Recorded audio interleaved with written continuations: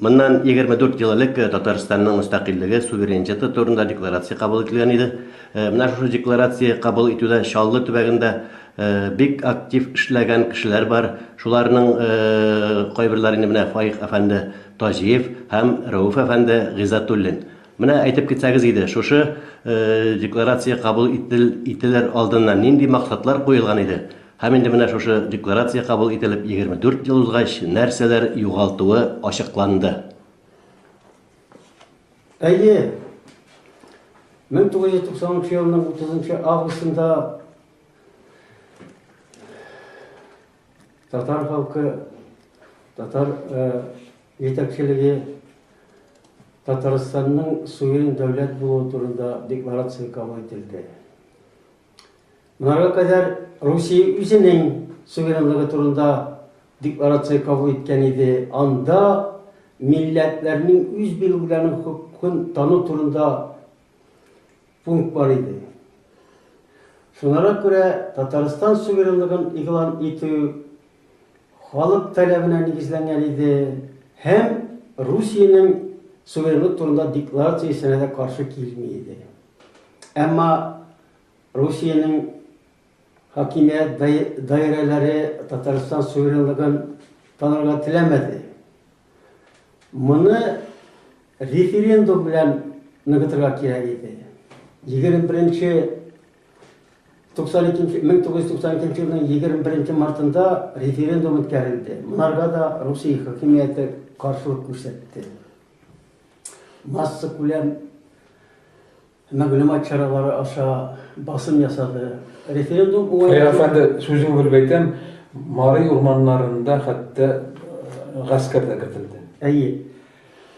Шуңа карамастан уңай нәтиҗәгә ирешелде. Шул референдум нигезендә 6 ноябрьдә 1992 елның 6 ноябрендә Татарстан конституциясе кабул ителде. Әмма булар берсе дә Русия хакимиятен канәгатьләндермәде. Референдумның конституциясы да аша законсыз дип игълан иттеләр.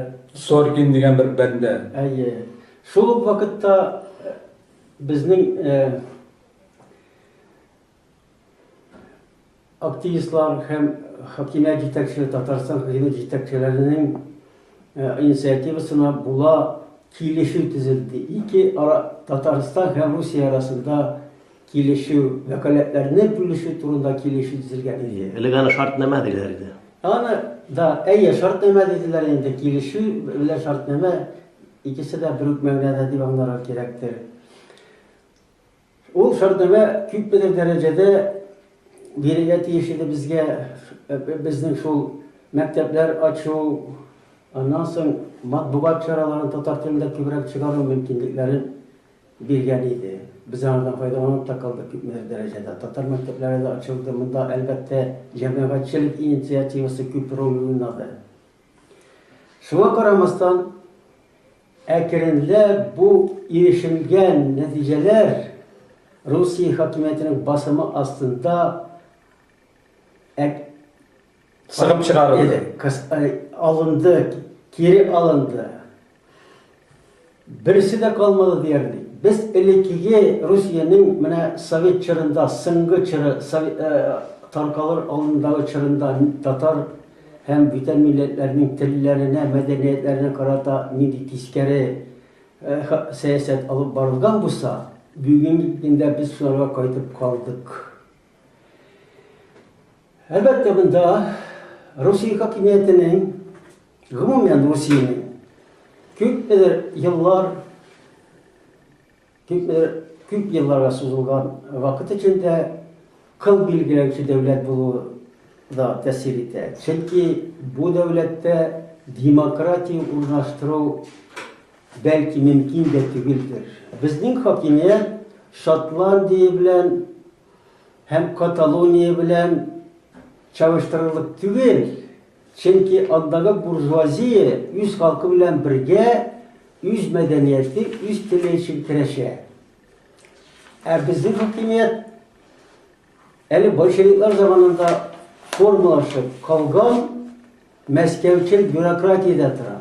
ул халыктан айырылган. Ул үзенең милкен тартып алудан куркып кына милли хәрәкәткә кушылып китмәдер эшләде. Әмма милли хәрәкәт үзенең эшен эшләнеп бетте дип туктагач, Мәскәү басым астында аның бөтен күрсәтмәләрен үтәп, халык мәнфәгатьләрен артка чигереп, ел провинцияга әйләндереп калдырды Татарстанны. Бүген инде менә мәйданнан барганда карап торам, үзебезнең азатлык мәйданы Чаллыдагы. Анда бер генә плакатта юк. 30 август Татарстан суверенлыгын игълан ителгән көн дип әйткән плакатларда юк, газеталарда да ады нәрсә юк. Чәчәк бәйрәме. Чәчәк бәйрәме, үсентеләр сату базары оештырылган. Казанда да юк, Чаллыда да юк, республикада да юк. Әмма монда карап әйтеп булмый, что татар халкына бәйсезлек кирәкми, аларның бөтенесе алдагы икән. Проблема татар проблемасы, аның тел проблемасы, аның мәдәният проблемасы, аның урыслаштырудан кытылу проблемасы актуаль булып сакланып кала. Шуңа күрә мин үземнең бер язмада әйткән идем, кылга әйләндергән халыклар турында Америка законы турында да әйткәнем бар. Чөнки без илекечә кылга әйләндергән милләтләр булып калабыз әлегә. Менә бит инде Украина белән Россия арасында мөнәсәбәтләр шактый катлаулы. Менә шушы катлаулы вазгыять ничек тә булса милли хәрәкәтләргә Русиядәге татар урыс булмаган халыкларның вазгыятен җиңеләйтер дигән фикерегез бармы? Ничек уйлыйсыз? Украина мәсьәләсе ул иң глобаль мәсьәләләрдән берсе бүгенге көндә. Ул менә элек без яшь вакытта укыйдык лакмусовый бумага дигән ни бар химиядә. Бүген Украина ул лакмусовый бумага.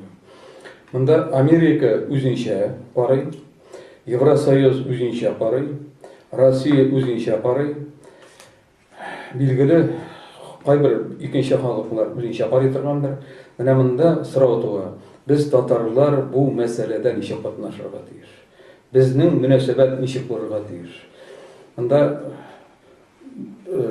Кырым татарлары мәсьәләсе, монда безнең гомум татар мәсьәләсе. Хәзер шушы әйбердән килеп чыга торган бер нәрсә гомумән татар халкының урыны глобаль ниләрдә, киңлектә, мәсьәләләрдә ничек булырга мөмкин? Без бүгенге көндә кызганычка каршы телевизорда телевидениедә чыгып карадылар безнең җитәкчеләр инде, исемнәрен әйтмим. Алар бик тирән фикер әйтмәделәр. Безнең фикер булырга тиеш бүгенге көндә. Татарстан референдумы дигән безнең референдум бар. Аның законнары бар, ниләре бар. Тегендә Кырымда референдум урнаштыралар. Нидә Луганскида референдум, Донецкида референдум. Безнең референдум оештырганда монда беләсең күп басым ясалды. Гаҗәеп зур басым ясалды. Хәзер менә шушы Татарстан референдумы дигән китапны тартып чыгарып, аның документлары әзерләнгән. Рафик иде бугай, Юнусов. Аның менә дигән ни бар, урысчада, татарчада. Анда декларациялар, бөтенесе бар, интервьюлар бар, тегесенесе бар. Хәзер шушыларын тартып чыгарып, бүгенге көндә Татарстанда җыелырга тиеш зур җыен. Аны җыярга тиеш билгеле татар конгрессы. Ну, кызганычка каршы ул оешма әллә эшләми, билгеле түгел. Татар милли мәҗлесе кем әйтмеши, Патлапай шушы әйберләрне күтәреп чыгарырга тиешбез. Аннан соң Кырым татар мәсьәләсе. Кырым татар мәсьәләсендә Кырым инде ул аны бәлки мин ялгыш сөйли торгандырмын. Ул Украинадан киткән дип санарга. Менә Кырым татар республикасы төзелсә, Кырым татар республикасы кысаларында Кырым татар автономиясе төзергә мөмкин. Алар да нәрсәдә эндәшмиләр. Менә шушындый глобаль нидә торабыз хәзерге көндә. Монда хәзер Шотландия, монда Уэльс, монда Баск иле, тегесе, монысы, көрдләр, безнең уйгырлар, тугандаш халкыбыз. Монда хәзер дөнья менә асты үскә килергә мөмкин. Шушында безнең татарның үзенең урыны барга тиеш. Без монда жоклап карарга тиеш түгел. Габдулла Тукай әйткән бит. Ничек әйткән? Уян татар, уян. Без монда жокларга тиеш түгел. Без әйтергә тиеш. Менә ялгышмасам, байтак еллар элек инде Украин фамилияле хатын килеп монда безгә акыл өйрәтеп бирде. Татар мәктәпләре булырга тиеш түгел, татар теле булырга тиеш түгел, тегесе булырга тиеш түгел. Йөрәм инде монда. Артеменко. Артеменко. Ана аларга әйтергә тиешбез. Менә ул Россиядә, Мәскәүдә бүгенге көндә хакимияттә кулланыла торган бик дежурный сүз бар. Двойные стандарты. Двойные стандарты Мәскәүдә бит. Менә тегендә булай, монда булай. Монда булай, тегендә. Менә ни белә, Кимгәдер суверенлык, кимгәдер юк. Вот biz бит суверенный Татарстан дигән сүзне кулланабыз милли мәгърифәт ни дәрәҗәсендә. Төрек лицейлары бетерелде, тегесе бетерелде, мәктәпләр хәзер кысылды, укытучылар кысылды, мәгърифәт кем әйтмешли, татар университеты тумады. Хәзер менә буларның нигезендә нәрсә ята? Двойные стандарты, иптәш Путин. Уйганда түгел. Хәзер суверенлык дигән сүз ычкынса, аны сепаратизм дип әйләндереп, Бандитизм диләр. әле җинаять шашырга мөмкин. Дайы, ачсыннар. Менә милли хәрәкәтебезнең аксакалларына тагы шундый сорау да җиткерәбез.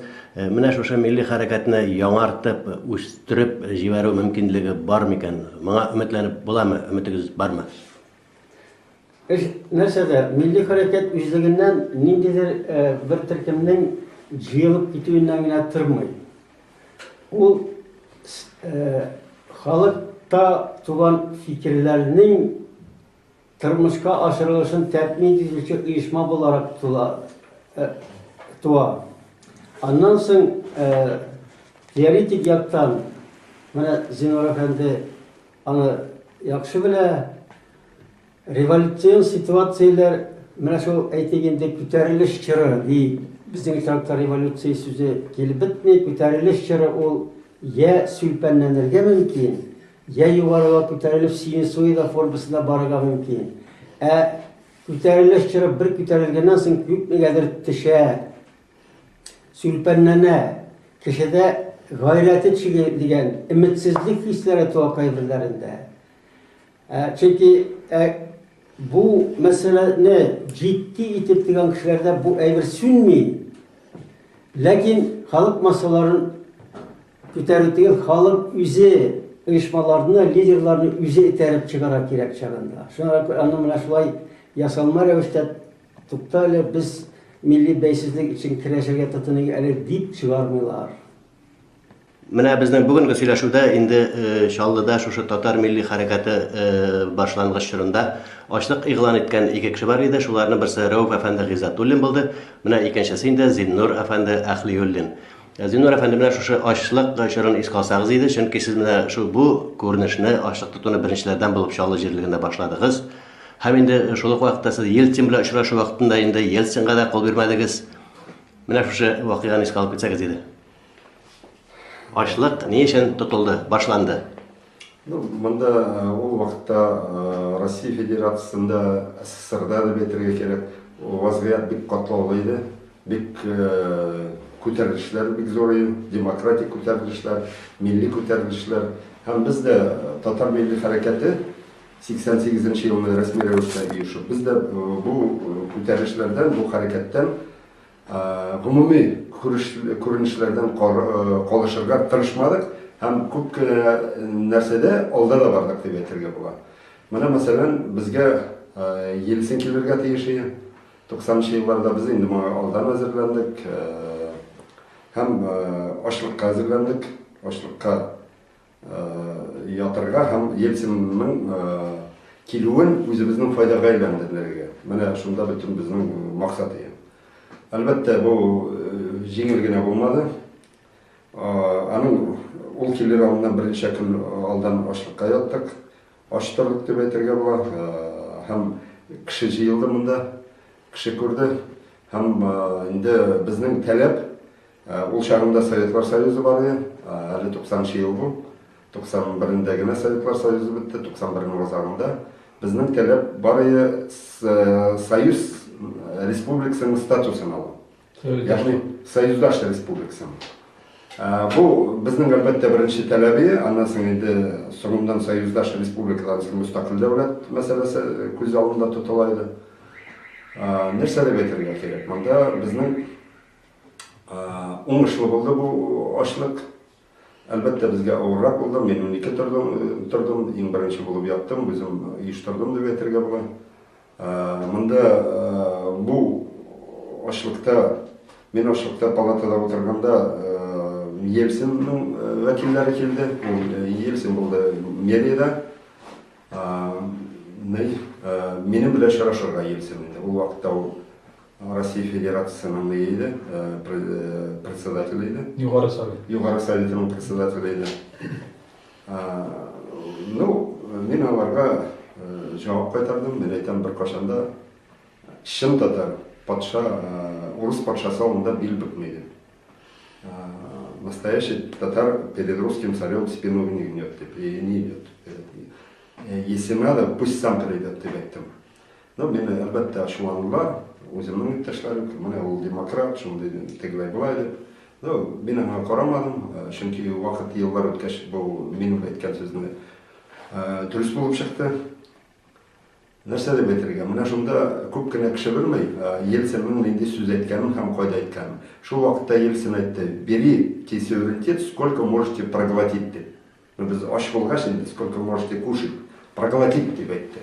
Менә шунда аның орысча әйткәндә кровавая фразасы бар ул кафе. Зиннур әфәнде, шуннан да менә шушы Ельцинның бу сүзләре буенча инде кайбер бәхәсләр бара. Аны Казандылар инде Казанда әйтте диләр, менә Чаллылар Чаллыда әйтте диләр. Менә чынбарлыкта кайда әйткәне, Чаллыда әйткәне хәтерегездәме? Бу Казандамы, Чаллыдамы әйтүе анысы бик мөһим түгел. Бәлки кабатланган Берничә әйткән. Беренче әйткәндер ул. Казанда да, Чаллыда да иң мөһиме ул безнең ашлыкка карап әйткәндер. Проглотите дигән сүз ул. Ашлыкка, то есть аш кеше булмасын, менә шундай нәрсәдә. Һәм нәрсә дип әйтергә кирәк? Безнең ул вакытларда көрәш уңышлы булды. Халык күтәрелде, халык дәртле иде, халыкның өмете бар иде, һәм шанды республика җитәкчеләренә. Без ул вакытта инде тәҗрибәле милли хәрәкәт җитәкчеләре аңладык. Булар вакытлыча гына уен уйныйлар, республика җитәкчеләре Шәймиев нинди җитәкчелегендә. Һәм шулай булып чыкты да. Алар безне кулландылар ни өчен? Үзләренә байлык тартып алу өчен Мәскәүдән. Менә безне күрсәтеп, безнең белән куркытып Мәскәүдән, әгәр дә без булмасак, менә булар килә, менә бу авантюристлар, террористлар, ниләр, нәрсә генә калмады. Һәм чынлыкта менә 25 ел үтүзде, 24 ел. Һәм без күрәбез, Шул килеп чыкты. Шәймиев кланы дип әйттекме, һәм республиканың кланы бик каты байыды. Без нинди хәлләрдә калдык? Менә мин елдан бер уголовный дело ачалар, ансы бетә, икенчесен ачалар. Мин хәзерге вакытта да следствие алдында. То есть безне басалар. Булар иң зур файдаланган мөстәкыйльлектә, менә бу декларациядән, республика җитәкчеләре. Алар не то что безгә рәхмәтле, безгә ачулы, менә нәрсә дип әйтергә кирәк?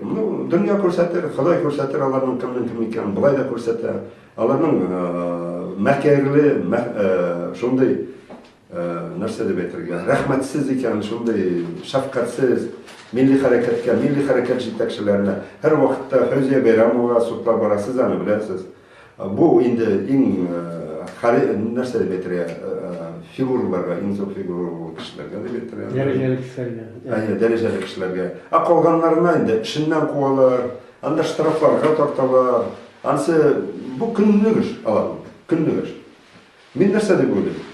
Без бары мустакиллек алырбыз. Һәм бу мондый җитәкчеләрне бер кашан да куймаска кирәк. Менә бу мустакиллек булыр. Әмма Советлар заманында тәрбияләнгән, һәм колониаль шартларда тәрбияләнгән, һәм Мәскәү тарафында тәрбияләнгән элита ул, хәзерге элита. Ул элита түгел, ул отход ул. Менә нәрсә дип әйтергә, менә халыкны, милләтне бетерә торган катлам. Бу колонизаторларның специаль шулай итеп куялар. Хәзерге вакытта безнең уңышка ирешкән нәтиҗәләрдән артка чигенү бара. Хәтта ныграк артка чигенү менә элеккеге булган иде. Но монда бер нәрсәне әйтергә кирәк, без бер нәрсәгә ирештек. Һәм шуңа шатланабыз. Татар дигән милләтне, татар дигән милли хәрәкәтне бөтен дөнья белә. Бигрәк тә төрки хәрәкәт, төрки халыкларның хәрәкәте, без инде төрки халыкларның хәрәкәтендә иң зур идеологияны алып барабыз. Иң зур менә бу ни мәсьәләсендә, идеология мәсьәләсендә татар милли хәрәкәте иң алда бара. Төркләргә караганда да, башка халыкларга да караганда моны алдан әйтергә кирәк, чөнки бездә төрки милли хәрәкәтнең иң беренче рәисе булды Рафаил Мөхәммәдиев һәм иң беренче яшьләрнең төрки халыкларның яшьләрнең берлеге булды Тәлгат Әхмәдишин. Бу бик зур нәрсә, безнең дәрәҗәне күрсәтә бу. Монда әйтергә кирәк, без төрки дөньяның бер өлеше, төрки дөньяда 300 миллион халык бар, 7 мөстәкыйль дәүләт бар, 20 автоном республика бар, 30 халык бар, әдәбияты булган. Һәм без моңа таянырга тиеш дип уйлыйм. Без моңа таянырга тиеш һәм моңа таянып, шул төрки халыкларның бүленмәс өлеше булып, дөнья аренасына керергә кирәк дип уйлыйм. Зиннур әфәнде, менә бүгенге әңгәмәдә катнашучылар инде кайсы 60-ны узган, кайсы 70-ны узып китте инде. Аксакалларыбызның яше бара. Менә яшьләр күренми милли хәрәкәттә. Бу Чаллыда гына түгел, бөтен Татарстан күләмендә татар яшәгән төбәкләргә хас. Өмет бармы яшьләрнең килүенә? Беләсезме, яшьләр әлбәттә бар. Мәсәлән, Казанда бар җитәкчелегендә яшьләр оешмасы. Монда бар Илмир Салихов җитәкчелегендә. Монда шуны белергә кирәк. Яшьләр алар киләчәк файдалы булганда, менә хәзерге басым булганда, хәзерге тормышны зәрлекләүләр булганда, әлбәттә яшьләр бик килергә теләми. Пассионар яшьләр инде безнең ни беренче 100 ел буе безнең халыкны селекция барганнар. Сездә беләсез инде. Менә пассионар диге яшьләрне, менә Гумилев термины буенча, аны үтереп барганнар, кырып барганнар, таратып барганнар. Шул ук процесс бара. Менә пассионар яшьләр бик күп, мәсәлән, Кавказда, Чеченнарда шул ук нәрсә бара. Буларның пассионар яшьләрен үтерү, төрле сугышларга бару, аларны зәрлекләү. Бу инде йөзләгән ел сузылган Россиянең сәясәте, моңа аптырарга кирәк түгел. Мин уйлыйм, бер кашан да безнең милләтне бетерә алмаслар, чөнки йөзләгән, миллионлаган безнең милләт вәкилләре Төркиядә, Азәрбайҗанда, бигрәк тә Орта Азия республикаларында, беренче 100 мең, Казакстан, Үзбәкстанда, аларны бетереп булмас дип уйлыйм. Безнең диаспора бик зур. Монда диаспора белән эшләсе генә бар. Һәм вакыты бер форсат килеп чыгар, без бары мустакил дәүләт булабыз. Но монда минем шигем юк, бер шигем генә бар. Без бийек дәүләт, бийек милләт була алырбызмы дигән нәрсә бар. Чөнки без 3000 ел буе татарлар төрки халкының иң алдынгысы, иң бийеге булганбыз. Әгәр дә кем тарихны белә, һәм шул бийеклекне кайтару мәсьәләсе монда бик ничек дип әйтергә, шикле тора. Дәүләт мәсьәләсендә шик юк.